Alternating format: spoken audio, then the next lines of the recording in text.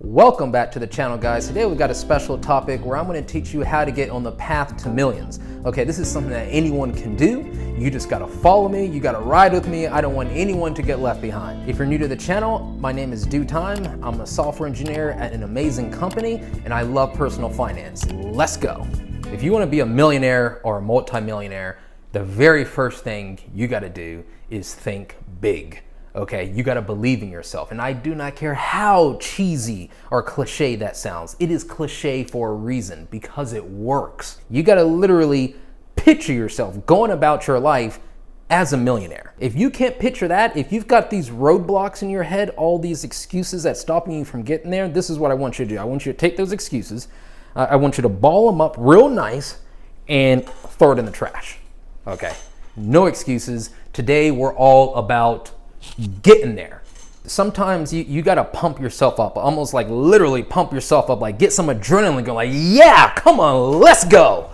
All self-made millionaires have one thing in common: high savings. That's the amount of money that you're putting away in the bank. Remember, savings is income minus expenses. You increase your income, savings go up.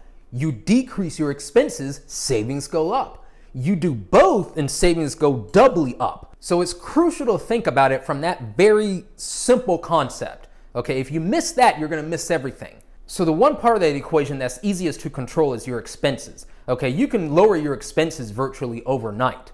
But see, the thing is, you can't really do that so much if you're not tracking your expenses. I use two apps, Mint and Personal Capital. You can add all your accounts, your credit cards, your checking, your savings, your investments, 401k, IRA, you can add all that together. You get one picture of everything. Okay, so you can see not only what all your assets are, but also your spending every month, every year. I'm not telling you to be like someone who can never enjoy themselves, who can never spend money on anything. It's all about being intentional.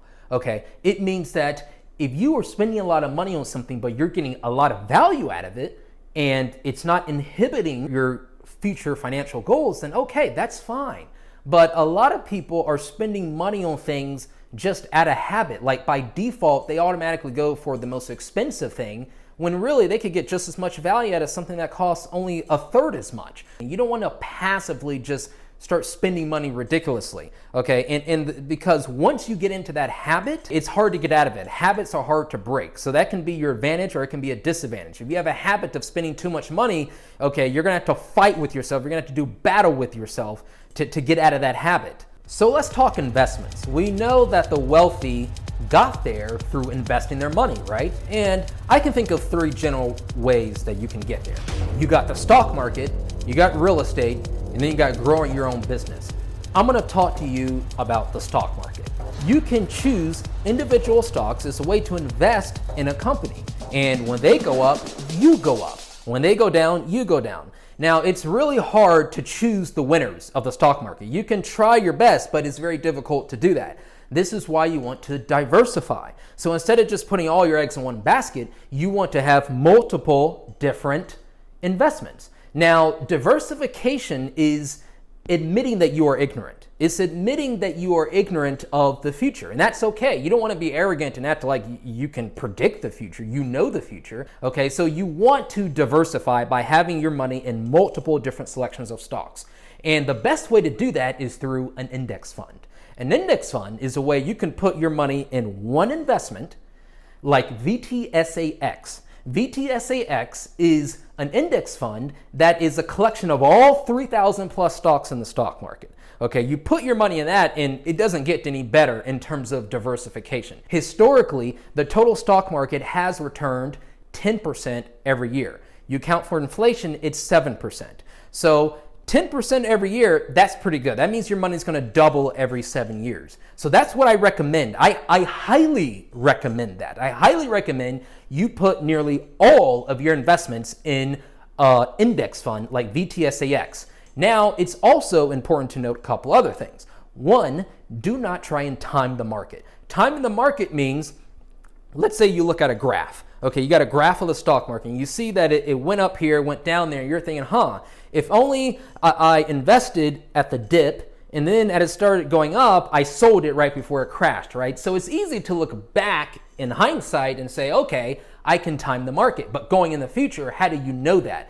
Okay, studies have shown that it's very difficult to time the market. Most people who do so fail at doing it. You got to realize that there are people who devote their entire lives, people who have PhDs from MIT and Harvard and who are using machine learning to try and time the market. And even they have a very tough time doing it. So what makes you think that you, as an average retail investor, can time the market? So this is why it is important to understand the concept of buy and hold. This is what you do. You put your money in the stock market and you just leave it there. You don't sell it like really ever until you need the money. Don't try and time the market. Just invest your money into it and watch it grow over time. So let's talk about increasing your income. That's an extremely important topic, but it's kind of difficult to talk about because it's not something you can do overnight like you can with reducing your expenses. Well, one of the best ways to increase your income is to think about what kind of value can you add to society. You think about starting a business and producing something, selling something that a lot of people want, okay? Or maybe only a few people want, but they're willing to pay top dollar for it. Whether that's a physical item or whether that's a service, something that's going to get you to a high level of income, which increases your savings every year, which increases your net worth over time. So another way to increase your income is to get high-paying skills that people are willing to pay you top dollar for. Okay, so this is your typical 9-to-5 job route. You're never going to get in that category of billions by working for someone else, but I'm not talking about billions here. I'm talking about millions. You can be a millionaire by working for someone else. And the way you do that is by doing some research, just going on to Google and typing in high-paying jobs. Look at those jobs, look at that list of jobs, and try and think which one of those jobs vibes with you the most. Which one can you see yourself doing? If you can't see yourself doing any of those, take a dart, throw it at the wall, and just pick anyone, okay? Just commit yourself to that, and as long as it doesn't make you miserable, just put all your effort into it and get that job. So people talk about how if you have a job that's paying you a bunch of money, but you're miserable, that's not something you should do. It's not worth it, right?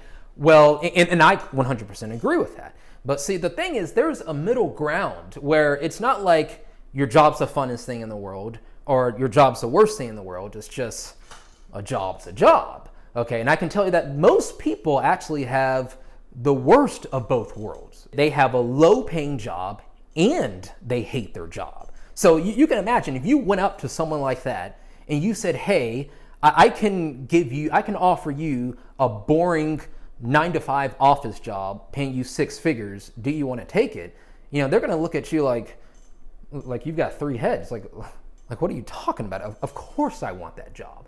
All right, so when someone tells you to not worry about the money and you should chase your passion, you got to be kind of skeptical about that. You don't have to feel the happiest in the world about your job. You come home in the evenings and weekends, and that's where you follow your passion.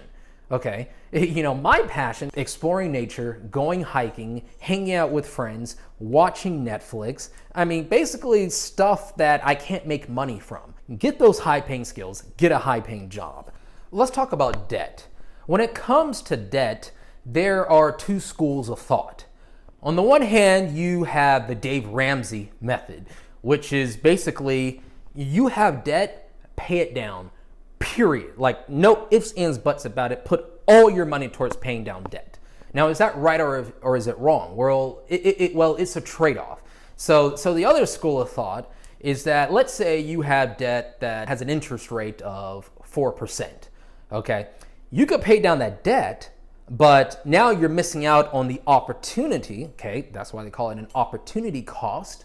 You're missing out on the opportunity to invest in the stock market, in which you can get an expected return of 10% a year. So you're investing in the stock market, you're getting 10% a year, but this debt is accumulating interest at 4% a year. So overall, you're netting 6% a year. So it's an overall win. So you can say that there's good debt and bad debt. And how do you define the two? Well, it's kind of based on the interest rate. If your debt is lower, say like 2, 3, or 4%, then you can say that's good debt. Bad debt is more like 7, 8% and up. But here's another thing to consider. You know, that 10% return in the stock market, obviously that is not guaranteed. That's the average over like many years, over several decades. Okay, in any given year, the stock market could go down 10%. It could go down 40%.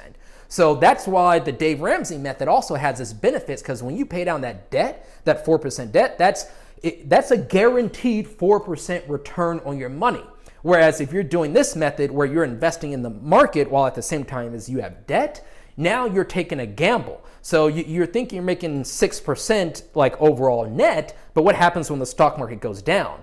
You lost your job, you lost your investments, and you owe more in debt. So now you're screwed. So which answer is correct? I can't make that decision for you. This is based on your own risk tolerance. All right, guys, I want to thank you for watching this video. Be sure to hit that like and subscribe button. And listen, if you made it this far, I want you to go to the comment section and type "make that money." This is how I can identify who my true fans are, who are my VIPs. Okay, let's get there. Let's ride this train, ride this gravy train together. The path to millions.